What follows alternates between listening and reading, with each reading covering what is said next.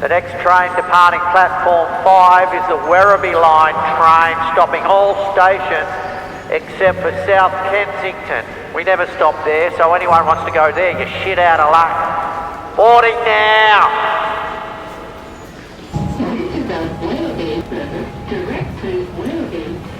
William Shakespeare.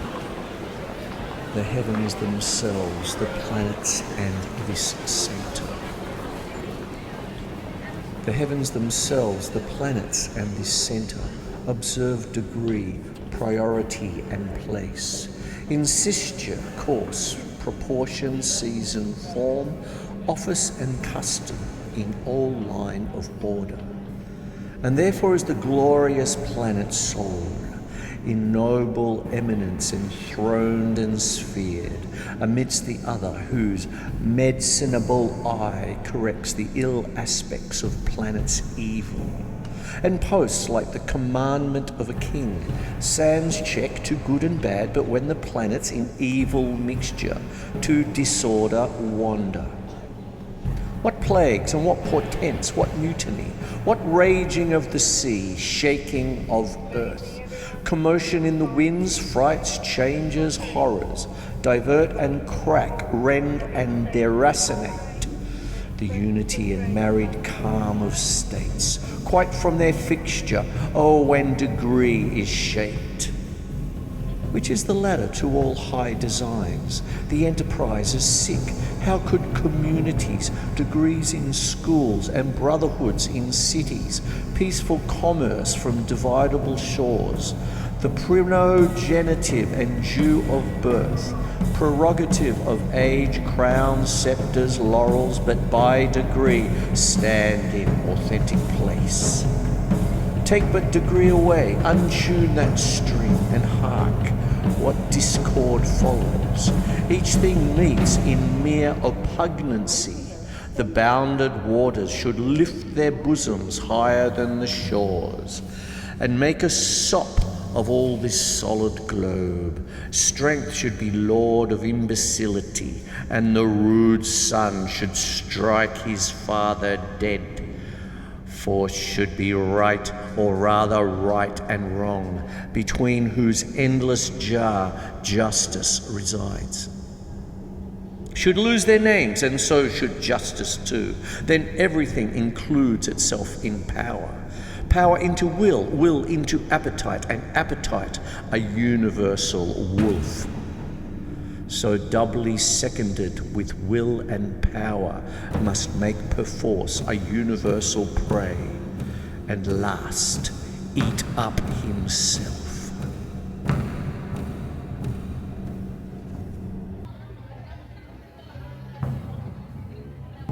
Now arriving at Southern Cross.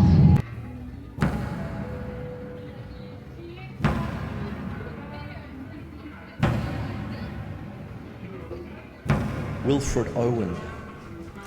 Strange meeting. It seemed that out of battle I escaped, down some profound dull tunnel, long since scooped through granites which titanic wars had groined.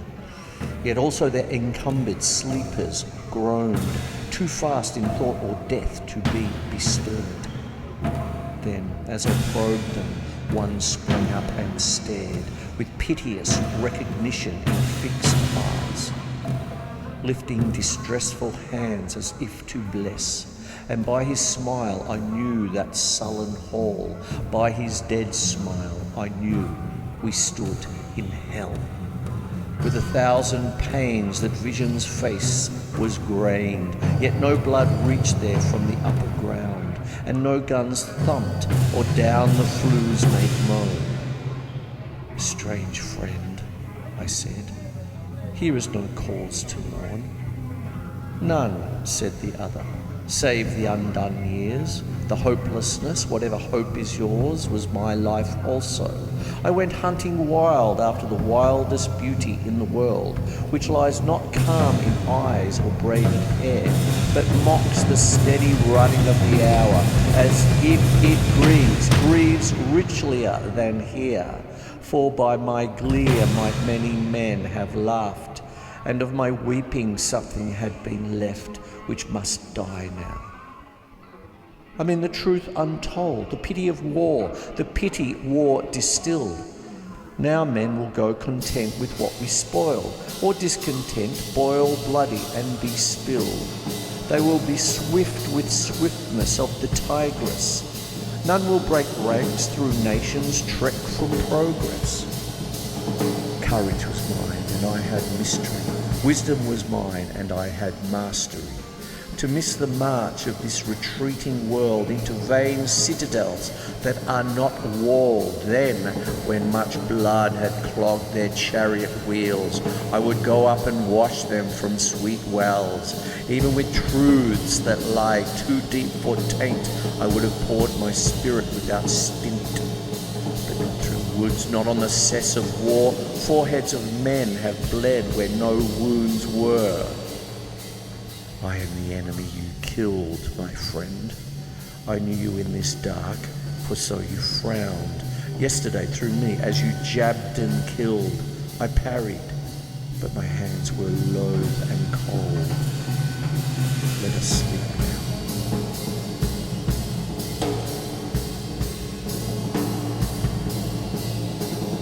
Now arriving at North Melbourne. Change here for Upfield and Craigieburn services.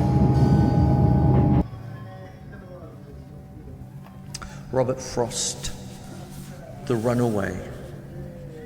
Once, when the snow of the year was beginning to fall, we stopped by a mountain pasture to say, "Whose colt?" A little Morgan had one forefoot on the wall, the other curled at his breast. He dipped his head and snorted at us, and then he had to bolt. We heard the miniature thunder where he fled, and we saw him, or thought we saw him, dim and grey, like a shadow against the curtain of falling flakes. I think the little fellow's afraid of the snow. He isn't winter broken. It isn't play with the little fellow at all. He's running away. I doubt if even his mother could tell him. Sakes, it's only weather. He'd think she didn't know. Where is his mother? He can't be out alone. And now he comes again with clatter of stone. He mounts the wall again with widened eyes, and all his tail that isn't hair up straight. He shudders his coat as if to throw off flies. Whoever it is that leaves him out so late, when other creatures have gone to stall and bin, ought to be told to come and take him in.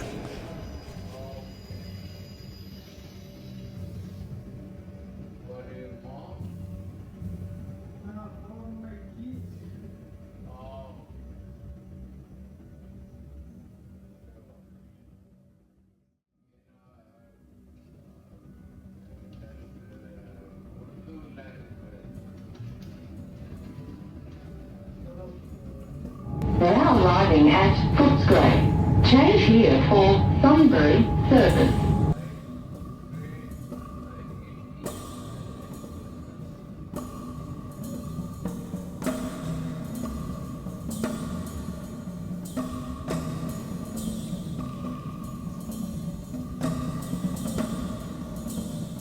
William EMPSON, The Small Bird to the Big. Fly up and away, large hawk, to the eternal day of the abyss, belittling the night about the mountains. Your eyes that are our terror are well employed about the secrets of the moon, or the larger betrayals of the noonday. Do not stay just above, so that I must hide shuddering under inadequate twigs, sail through the dry smoke of volcanoes or the damp clouds if they will better encourage your feathers. Then shall I weep with joy seeing your splendour. Forget my cowardice, forget my weakness, feel the whole sunlight fall upon my tears. I shall believe you a key to paradise. I shall believe you the chief light upon this dark, grey world. From the Japanese of C. Hatakeyama.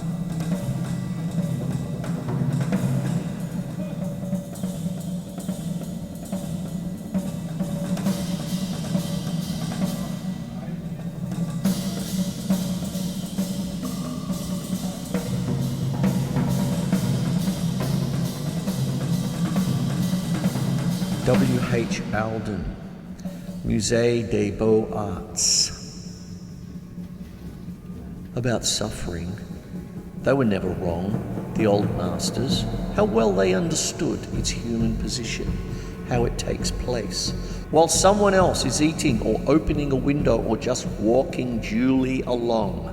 How, when the aged are reverently, passionately waiting for the miraculous birth, there always must be children who do not specially want it to happen. Skating on a pond at the edge of the wood, they never forgot that even the dreadful martyrdom must run its course. Anyhow, in a corner, some untidy spot where the dogs go on with their doggy life and the torturous horse scratches its innocent behind on a tree. In Bruegel's Icarus, for instance, how everything turns away, quite leisurely from the disaster. The ploughman may have heard the splash, the forsaken cry, but for him it was not an important failure. The sun shone, as it had to, on the white legs disappearing into the green water, and the expensive, delicate ship that must have seen something amazing. A boy falling out of the sky, had somewhere to get to and sailed calmly on.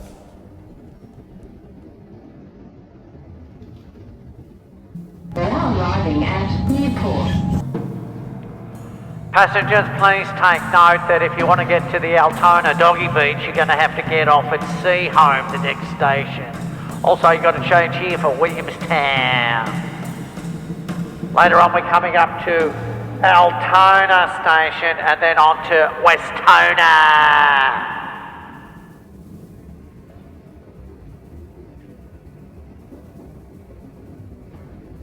Sylvia Plath, crossing the water. Black leg, black boat, two black cut paper people. Where do the black trees go that drink here? Their shadows must cover Canada. A little light is filtering from the water flowers. Their leaves do not wish us to hurry. They are round and flat and full of dark advice. Cold world, shake from the awe. The spirit of blackness is in us. It is in the fishes. A snag is lifting a valedictory pale hand. Stars open among the lilies. Are you not blinded by such expressionless sirens? This is the silence of astounded souls.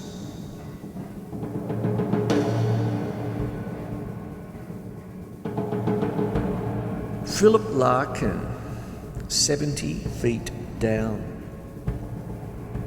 70 feet down, the sea explodes upwards, relapsing to slaver off-landing stage steps, running suds, rejoice. Rocks writhe back to sight, muscles, limpets, husband their tenacity in the freezing slither. Creatures, I cherish you. By day, sky builds, great dark over the salt, unsown, stirring fields. Radio rubs its legs, telling me of elsewhere. Barometers falling, ports wind shuttered. Fleets pent like hounds, fires in humped inns. Kippering sea pictures. Keep it all off. By night, snow swerves, O loose moth world. Through the stair, travelling, leather black waters. Guarded by brilliance, I set plate and spoon, and after divining cards, lit shelved liners grope like mad worlds westward.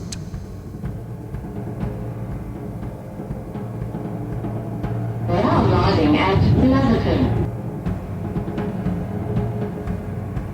Elizabeth Bishop, Sandpiper. The roaring alongside he takes for granted, and that every so often the world is bound to shake. He runs to the south, finical, awkward, in a state of controlled panic, a student of Bacon. The beach hisses like fat on his left. A sheet of interrupting water comes and goes and glazes over his dark and brittle feet. He runs straight through it, watching his toes. watching, rather, the spaces of sand between them where, no detail too small, the Atlantic drains rapidly backwards and downwards. As he runs, he stares at the draining waves. The world is a mist, and then the world is minute and vast and clear. The tide is higher or lower. He couldn't tell you which. His beak is focused, he is preoccupied, looking for something. Poor bird, he is obsessed. The millions of grains are black, white, tan and grey, mixed with quartz grains, rose and amethyst.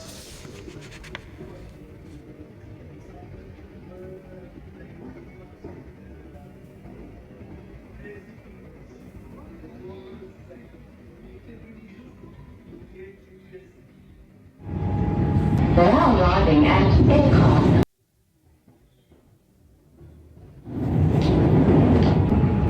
They are arriving at Williams Landing.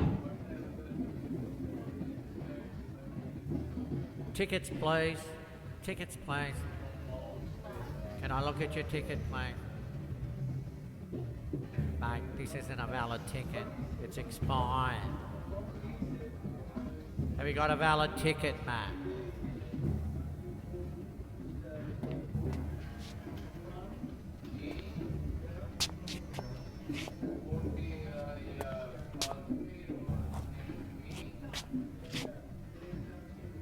Ticket, please. Yeah, you're okay. No worries. You can get back to your book, mate. What's that, a book of poetry? Bloody hell.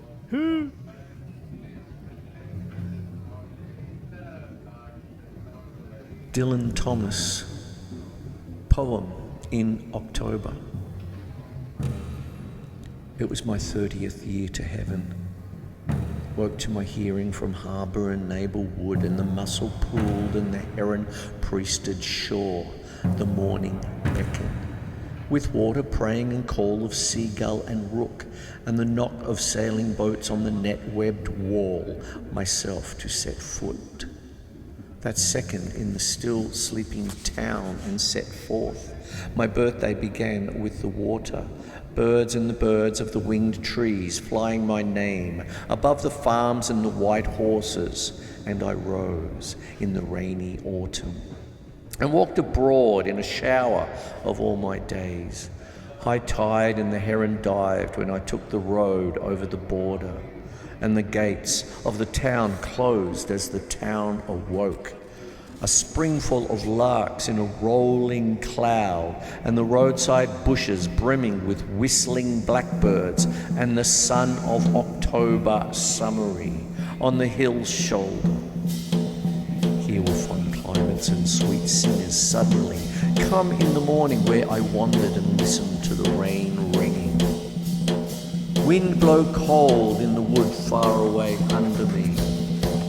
Pale rain over the dwindling harbour and open sea. Wet church the size of a snail, with its horn through mist, and the castle brown as owls. But all the gardens of spring and summer were blooming in the tall tales beyond the border and under the lark-full cloud. There could I marvel my birthday away, but the weather turned around. It turned away from the blind country and down the other air, and the blue altered sky streamed again, a wonder of summer, with apples, pears and red currants. And I saw in the turning so clearly a child's forgotten mornings when he walked with his mother through the parables of sunlight and the legends of the green chapel. Twice told fields of infancy, that his tears burned my cheeks and his heart moved in mine. These were the woods, the river and sea, where a boy in the whiskey summertime of the dead whispered the truth of his children to the trees and the stones and the fish in the tide, and the mystery sang alive, still in the water and singing birds. And there could I marvel my birthday away, but the weather turned around, and the true joy of the long-dead child sang burning in the sun.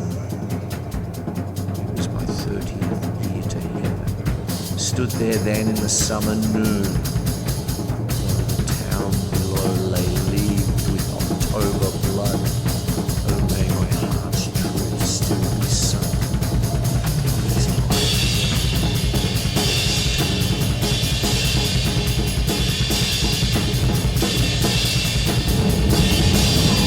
Now arriving at Copper Crossing.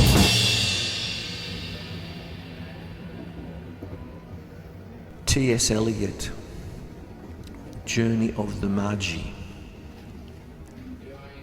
A cold coming we had of it, just the worst time of the year for a journey, and such a long journey, the ways deep and the weather sharp, the very dead of winter, and the camels galled, sore-footed, refractory, lying down in the melting snow. There were times we regretted the summer palaces on slopes, the terraces, and the silken girls bringing sherbet. Then the camel men cursing and grumbling and running away and wanting their liquor and women, and the night fires going out and the lack of shelters, and the cities hostile and the towns unfriendly, and the villages dirty and charging high prices. A hard time we had of it. At the end we preferred to travel all night, sleeping in snatches, with the voices singing in our ears saying that this was all folly. Then at dawn we came down to a temperate valley, wet below the snow line, smelling of vegetation, with a running stream and a watermill beating the darkness, and 3 trees on the low sky. And an old white horse galloped away in the meadow. Then we came to a tavern with vine leaves over the lintel, 6 hands at an open door dicing for pieces of silver, and feet kicking the empty wineskins. But there was no information, so we continued and arrived at evening, not a moment too soon, finding the place it was, you may say, satisfactory. All this was a long time ago, I remember, and I would do it again, but this. Were we led all that way for birth or death? There was a birth, certainly. We had evidence and no doubt. I had seen birth and death, but had thought they were different. This birth was hard and bitter agony for us, like death, our death. We returned to our places, these kingdoms, but no longer at ease here, in the old dispensation, with an alien people clutching their gods. I should be glad of another death.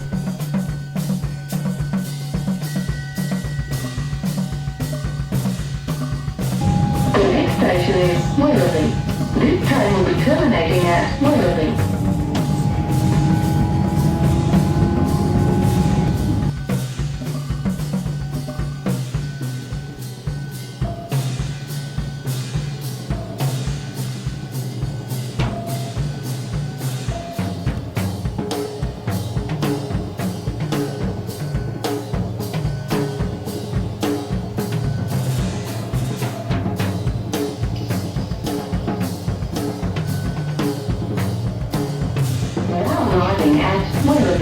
This train will be terminating at Musée. Prenez votre Sandpiper. Accident. 15